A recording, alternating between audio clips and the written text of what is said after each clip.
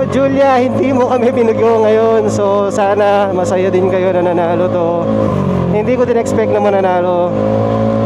Talagang tinry ko lang siya. Ayun, naswertihan tayo.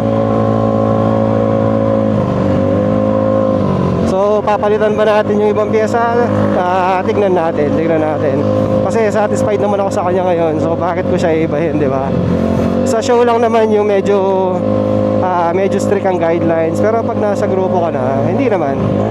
So dito kasi ako komportable ngayon sa set niya.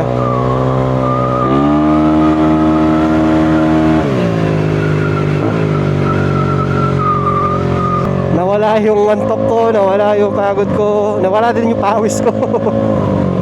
So maraming kulang tong vlog na to guys. Yun lang. Medyo nakakapagod yung araw na to talaga.